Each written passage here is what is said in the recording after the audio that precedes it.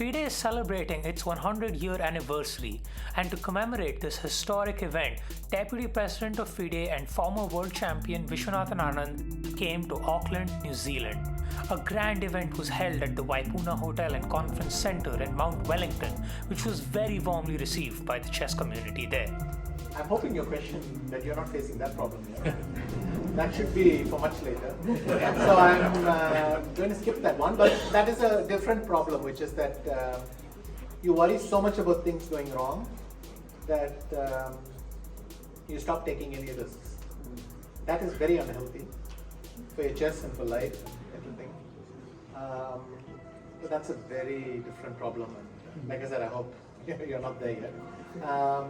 Being afraid before a game is very normal. It's a particularly nice day.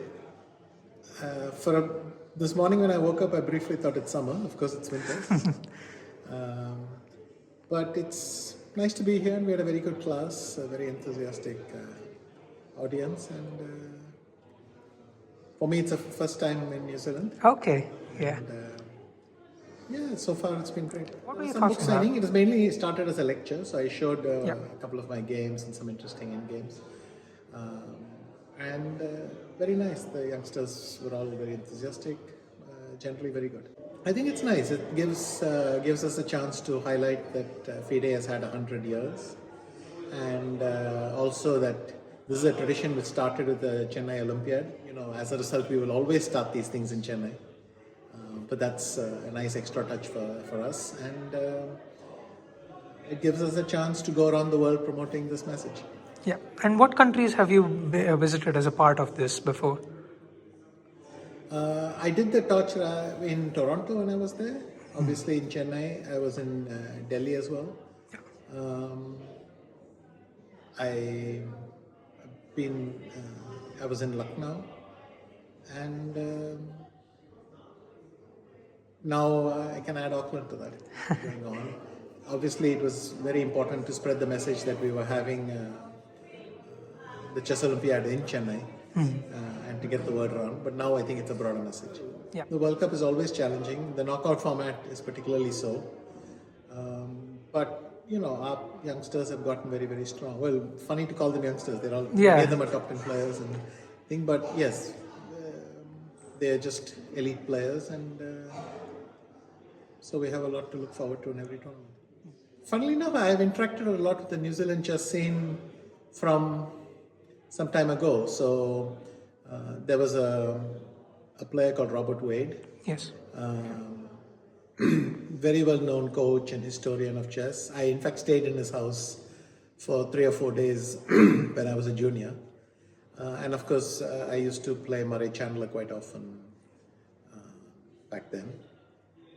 I think currently there's a lot of momentum. They told me that in the last few years, the number of people wanting to learn chess and things. So there's been a kind of renewal, and hopefully we can build on that.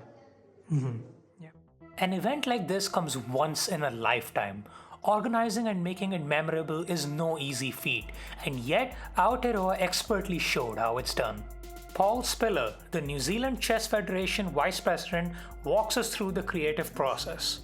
In terms of my chess career, I started playing when I was about 10 years old, and then when I was at university, I became involved in organising chess, and then travelled to the Chess Olympiad in Buenos Aires in 1978 as the women's team captain.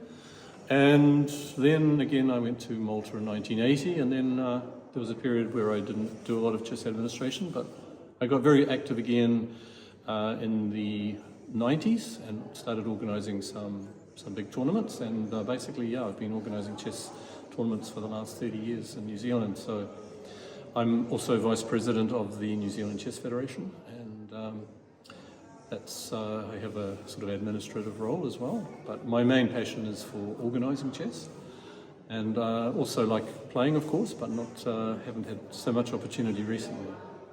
I got involved actually when I was at university in 1977. Yep. New Zealand Chess Association in those days bid and also organised the Asian Teams Championships in Auckland in 1977. So that was my first big tournament. And then This was when Murray Chandler just got his international master title in the Philippines, and he asked me to help him organise a big international Grandmaster tournament in Wellington in 1978. So I helped Murray for a month in Wellington, and we organised this very, very successful tournament with Grandmaster Eugene Torre and Quinteros and a lot of New Zealand's best players. So that was very successful, and then I just continued really on from that. But there was a period where I didn't do much chess after I got married, had a family, and then I started organising chess events again in the 90s. In 92, I organised a tournament called Netway Masters, which was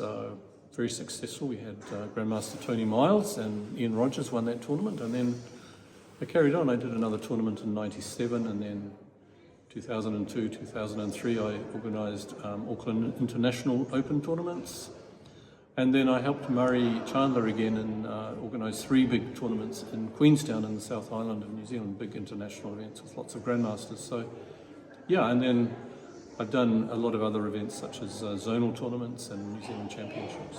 And, it does keep me busy, especially these sorts of events. We recently ran a trainers seminar, and then we did a big blitz tournament for the FIDE 100 years. So, yeah, it's been quite demanding this year in terms of the amount of time and energy. Yeah. Well, it's like a lot of countries. We've had a huge boom in chess, through the pandemic period where people were starting to play, and our junior chess scene is very, very strong. We have a lot of junior events. We've got very good inter-schools chess programs, and it's actually booming. All of our tournaments are experiencing record numbers of entries, and it's just fantastic to see. And as you see today, a lot of young players coming into chess, which is great.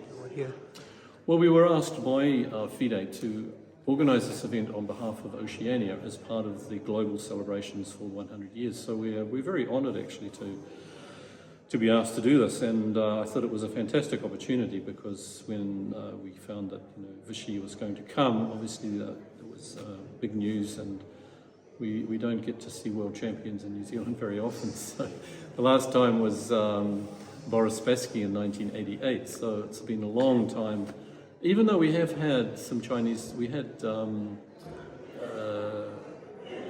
some top Chinese players. Zhao Shui came here a few years ago and played in the New Zealand Championships, and so yeah, we've had some strong players, but not world champions. So yes, it was a great opportunity, and the organisational side has been it's been good. We've managed to find an excellent venue here at Waipuna Hotel and Conference Centre, which is where I've held many big chess events. And the management here are very supportive, so that's a big factor. And yeah, the Federation supported it, and it's all been very, very successful. What an amazing celebration of chess culture that was. It was truly a mesmerizing experience and certainly very insightful for players of all ages that attended. Here's to more such events in the future. Matewa, see you later.